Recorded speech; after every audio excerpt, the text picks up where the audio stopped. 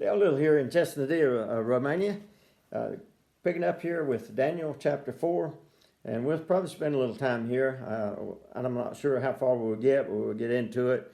We'll see that I mentioned last time that God has been working on this king. God's been pursuing this king little by little. I don't know how many years passed. I haven't really looked into that much, but it's a number of years. Daniel was a young man when he was brought to, maybe not even fully a man in a sense, but in a sense they were. And started out, purposed in his heart he would not defile himself with the king's meat. And God used him mightily because of that. And I think, I don't know if the king ever found out about that or not. But Daniel challenged the man that was put over them, let them eat their own food, let them pick what they were going to eat. And so they ate a healthy food and without eating the king's food, and it turned out they were much better than those around them. But at any rate, we go here in another vision that this is the second vision that the king has that we're told about. The last vision, we know that he dreamed about the image. We've talked about that. Had the different metals in it. Nebuchadnezzar was depicted as that head of gold, but then there were other kingdoms depicted as he went down to the feet. There are four other kingdoms represented, or three others, and so Nebuchadnezzar, after thinking about that for a while, I think, decided to, he wasn't going to accept Daniel's interpretation. He may have taken it at the time, but I think he thought it over and said, no, my kingdom's not going to come to end. What I set up is going to continue. It's going to endure. And so he set up an image out on the plain, and it was pure gold from head to toe. And I say pure gold, I don't necessarily mean, I don't know what it was through and through, but on the outward at least it was coated in gold. And so we'll see here now that he has another dream.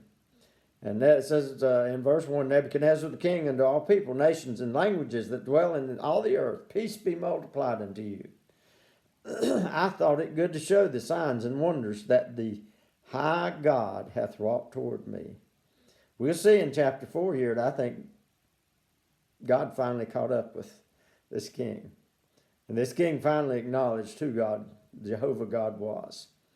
But notice here, I thought it good to show the signs and wonders. Here, this wicked king, that the high God hath wrought toward me. In other words, what he's done in my life. What about you? Have you thought about, if you're a child of God, have you thought about it, that it would be good if you would show and tell about the things that God has done in your life? I don't understand sometimes. I know when I was teaching Sunday school back in the States, on a few occasions I would ask once in a while, just give people a chance to tell what Christ has done for them. And you give them a little bit, and all you get is silence. I don't understand.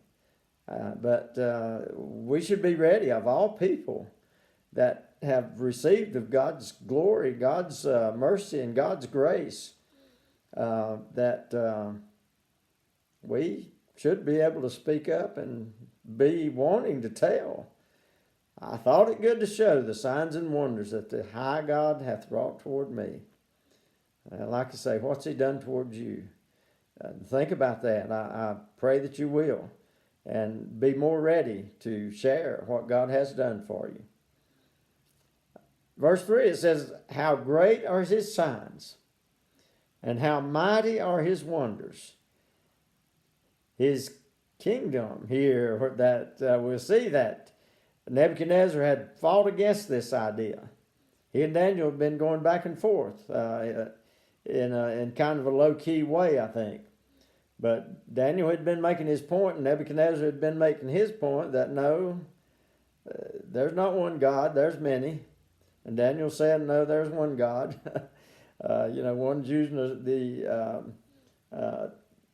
thing of saying, well, is the God of heaven. And then Nebuchadnezzar said, well, he's a God of many gods.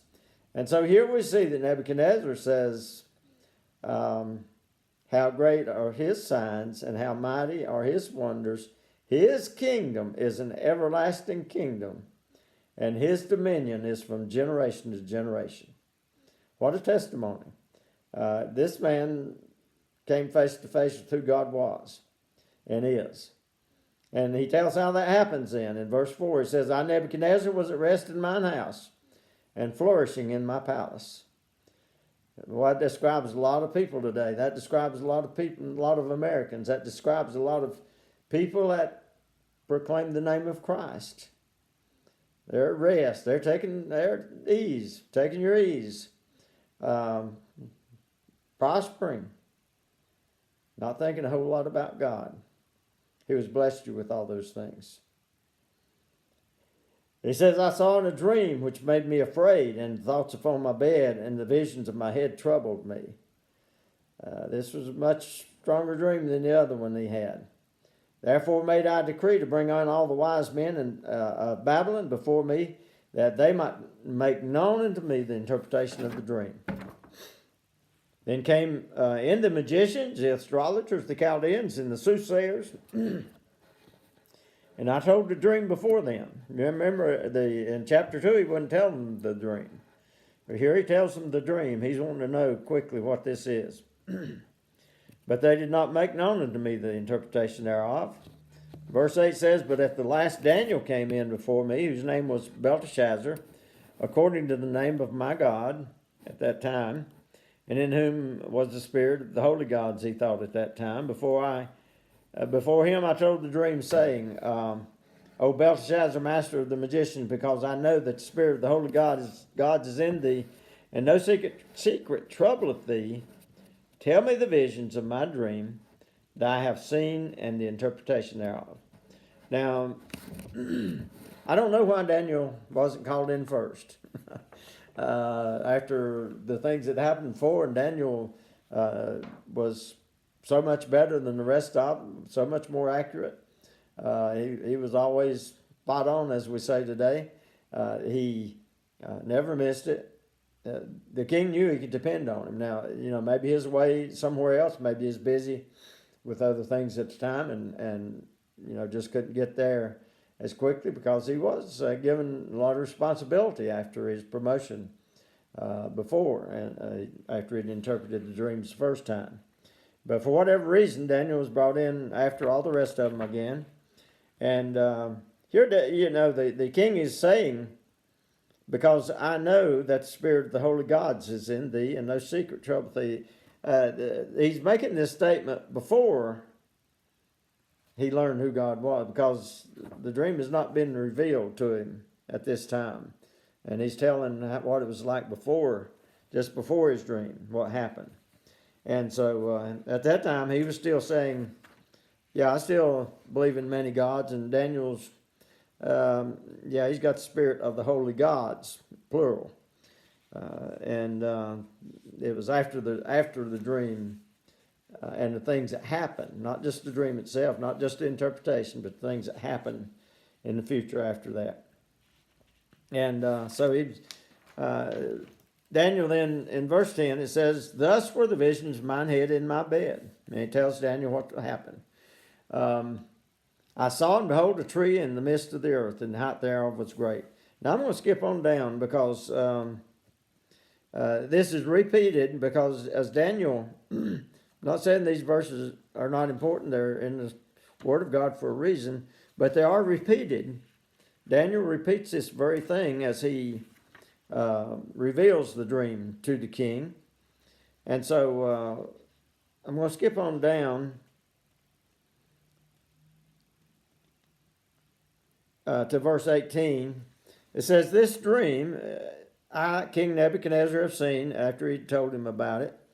And now, O Belteshazzar, declare the interpretation thereof, for as much as all the wise men of my kingdom are not able to make known unto me the interpretation, but thou art able, for the spirit of the holy gods, again, is in thee. And so then Daniel, whose name was Belteshazzar, was astonished for 1 hour, it says. And his thoughts troubled him. And the king spake and said, Belteshazzar, let not the dream of the interpretation or the interpretation thereof trouble thee. And Belteshazzar answered and said, My lord, the dream be to them that hate thee, and the interpretation thereof to thine enemies. Now Daniel's not saying that's who it's to. That's who he's saying. I hope that's who it's to. I would hope that's who this would be for, because it was not good.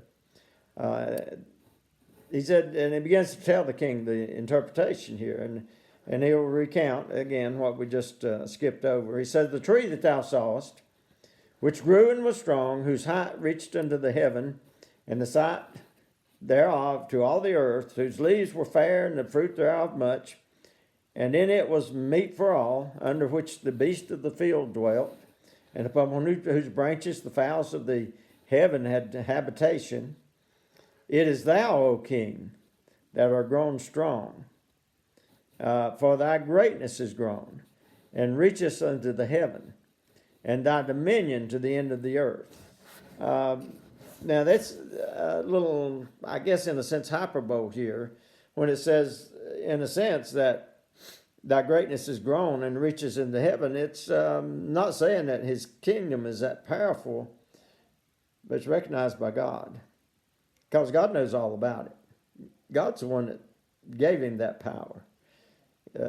Nebuchadnezzar wouldn't have been anything had not God given him the ability to do what he had done. Unwittingly, the Bible calls him the servant of God. God called him his servant. And so he says, your kingdom is great, and it reaches into heaven, and thy dominion to the end of the earth. And so, basically the known civilization at that time pretty much was under his control. If they weren't directly under it, they knew about it. And so, and evidently, the king had mellowed a little bit over the years, maybe. We don't really know that, but it talks about that evidently his kingdom was taken care of. He took care of his kingdom and the people thereof. He talked about the tree that harbored so many different things and different birds, and that represents, I think, represents people and nations, and how they were under there. Of course, they had to pay strong tribute to, the power that the conquering power is always. And so then we see in verse 23, it says, and whereas the king saw a watcher and a holy one coming down from heaven, and saying, hew the tree down and destroy it, yet leave the stump of the roots thereof in the earth, even with a band of iron and brass, in the tender grass of the field, and let it be wet with the dew of heaven, and let this portion be with the beasts of the field till 7 times pass over it. Now, the stump was left so that it could grow back when Nebuchadnezzar acknowledged God. And Daniel interprets everything for the king and for us except any meaning for the band of iron and brass. There's nothing that's in interpretation that really it mentions that. It mentions it in the dream, and I've never seen a real conclusive thought on that. People have different ideas and express some, and maybe have better ideas than I do. But I personally think that the band either symbolizes that Nebuchadnezzar was in the sense of being imprisoned, and his right mind would be freed, not be freed until the watcher said so. Or it could be symbolizing that the stump, which represented his kingdom, would be kept secure until his return, because he would return, and verse 26 says that it would be returned to him once he had confessed who God was. And so I think that's the significance of the band. Maybe one or both of those ideas, those thoughts, that his kingdom, it's locked up and kept secure by this band, that iron and brass. That I retired from a prison system, so these bring images of somebody being locked up or in chains or something, and so this band I think was a indication that this was put on there and it could not be taken off. It was going to be kept secure. That stuff was not going to be removed, and also it could refer, like I say, to because the vision said that Nebuchadnezzar would have the mind of an animal. His mind would be changed, and we know that different things. I think there's a name even for a condition like this, and I didn't look that up, but I've heard it before. But we know that chemicals in the brain get out of balance. I mean, a person can do all kinds of things and think all kinds of thoughts. But at any rate, we know that God was the one that was in control of all of this, and God knew the future. God knew that one day that sooner or later, then he knew that when King Nebuchadnezzar was going to come around, and so his kingdom was going to be held secure until that time that he'd come back and take it over. His mind would return, and so like I say, it could be that his mind kind of was imprisoned in that state that it was in. Anyway, verse 24 says, "This is the interpretation." Daniel was getting ready to give the interpretation, O king. "And this is the decree of the Most High, which is come upon the Lord my King." And we'll stop at this point. As we get into interpretation, we talked a little bit there, but as we get on into it, we'll not have time to get finished the chapter.